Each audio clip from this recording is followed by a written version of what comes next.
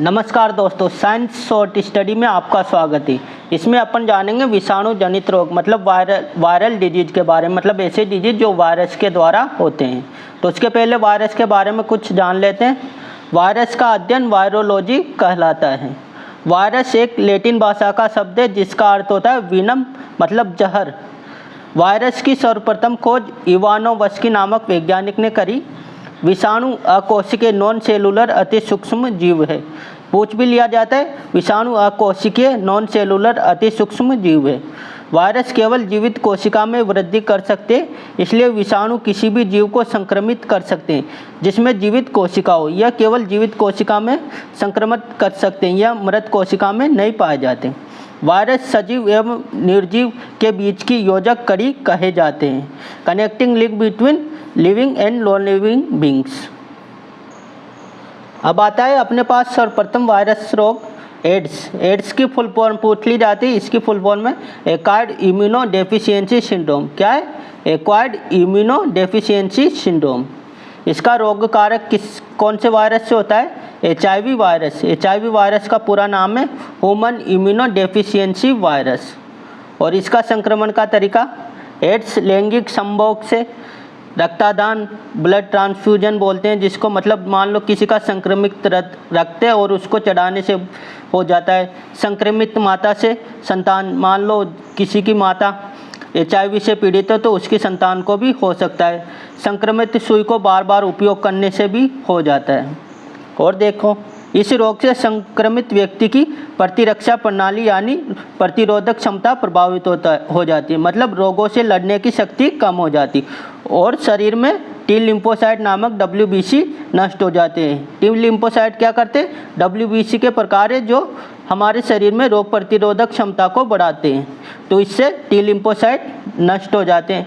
Ads की जाँच अपन लार परीक्षण के द्वारा एलिसा टेस्ट है जिसकी फुल फॉर्म में एंजाइम लिंक्ड इम्यूनोसॉर्बेंट अस्से, और भी PCR टेस्ट के द्वारा भी अपन इसकी पता लगा सकते हैं, पॉलीमराइड चेन रिएक्शन। अब आता है अपने पास चेचक। चेचक मतलब चेचक दो प्रकार के रोग होते हैं।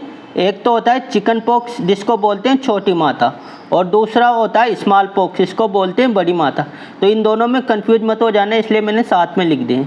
चिकन पॉक्स मतलब छोटी माता, इसका रोग कारक है वेरिसिला जोस्टर नामक वायरस से होता है, और इसका संक्रमण का तरीका है संक्रमित मनुष्य से संपर्क करने से यह रोग होता है।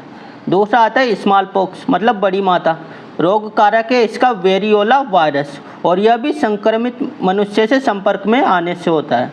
और देखो, चेचक से ग्रसित रोगी का सिर, पीठ, कमर और बाद में सारे शरीर में जोरों का दर्द होता है एवं बाद में लाल दाने निकल आते हैं जो बाद में फफोलों का रूप धारण कर लेते हैं, मतलब पूरे शरीर पर फफोले आ जाते हैं।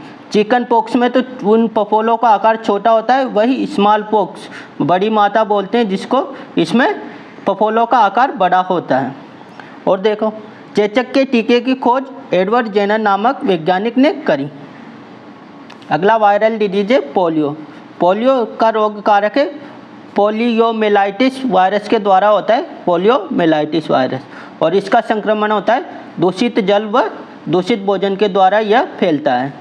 और इसमें प्रभावित अंग तंत्रिका तंत्र, मेरुरज्जु व मांसपेशियां, मतलब तंत्रिका हमारा नर्वस सिस्टम नष्ट हो जाता है इससे, वह लकवा हो जाता है। मेरुरज्जु, स्पाइनल कॉर्ड हो गए, मसल्स हो गए, इससे प्रभावित हो जाते हैं। पोलियो के टीके की खोज सर्वप्रथम जोनास साल्क नामक वैज्ञानिक ने करी थी। वह ओरल वैक्सीन मतलब मुंह के द्वारा दिया जाने वाला टीका एल्बर्ट सेविन नामक वैज्ञानिक ने बनाया था। आ जाता है अपने पास पल्स पोलियो प्रोग्राम। इसकी शुरुआत WHO के द्वारा की थी, वो भी 1988 में। वह भारत में इसकी पल्स पोलियो प्रोग्राम की शुरुआत 1995 में करी। वह WHO ने मार्च 2014 को पोलियो मुक्त राष्ट्र घोषित कर दिया, मतलब भारत को मार्च 2014 में पोलियो मुक्त राष्ट्र घोषित कर दिया। अब आता है अपने पास डेंगू। डेंगू को अपन और भी नाम बोलते हैं इसके, हड्डी तोड़ बुखार व हेमर्जिक फीवर। इसका रोग कारक है अर्बो वायरस के द्वारा डेंगू होता है। इसका संक्रमण का तरीका मादा एडिज इजिप्टाई मच्छर के द्वारा, मादा एडिज मच्छर के द्वारा यह फैलता है। इसकी जांच टोर्निक्वेट टेस्ट के द्वारा की जाती है और इसमें शरीर में बहुत तेज बुखार आता है। हेपेटाइटिस रोग, हेपेटाइटिस रोग का रोग कारक है हेपेटाइटिस वायरस। यह अलग अलग प्रकार के होते हैं, ABC, तो उसी प्रकार इनके नाम भी आ जाते हैं।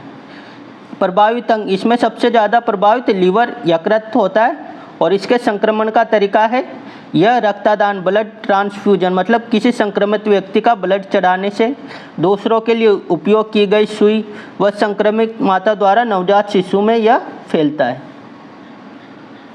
अब आता है मम्प्स, इसको बोलते हैं गलसुआ व पेरोटिटिस। इसका रोग कारक माइक्रो वायरस के द्वारा होता है। यह संक्रमण ड्रॉपलेट इन्फेक्शन, मतलब संक्रमित व्यक्ति के ड्रॉपलेट के द्वारा यह फैलता है। वह इस रोग से पेरोटिड ग्रंथि में सूजन आ जाती है। इसके बचाव का टीका है MMR का टीका लगाया जाता है। दूसरा रोग आता है मीजल्स या रोमन-टिका, खसरा, रूबेला, इसी का ही नाम है। इसके रोग कारक है पैरा माइक्रो वायरस। क्या है? Para micro virus. संक्रमण का तरीका है ड्रॉपलेट इंजेक्शन, संक्रमित व्यक्ति के ड्रॉपलेट के द्वारा यह फैलता है। इसका उपचार भी वही है MMR का टीका। अब आता है अपने पास रेबीज, हाइड्रोफोबिया, न्यूट्रोफिक डिजीज, ये सब इसी रेबीज रोग के ही नाम है। इसका रोग कारक है रेबडो वायरस और रेबीज वायरस। इसका संक्रमण का तरीका कुत्ता, बिल्ली, लोमड़ी, गीदड़ और बंदर के काटने पर यह रोग हो जाता है और यह रोग तंत्रिका तंत्र को प्रभावित करता है, मतलब इससे अपन को पानी से भी डर लगने लग जाएगा। इसके उपचार का तरीका है ARS का टीका। क्या है? ARS का टीका। अगर क्लास आपको अच्छी लगी हो तो चैनल को लाइक, शेयर व सब्सक्राइब करें। इस क्लास का मात्र यही उद्देश्य है कि कम समय में ज़्यादा से ज़्यादा जानकारी उपलब्ध करवाना।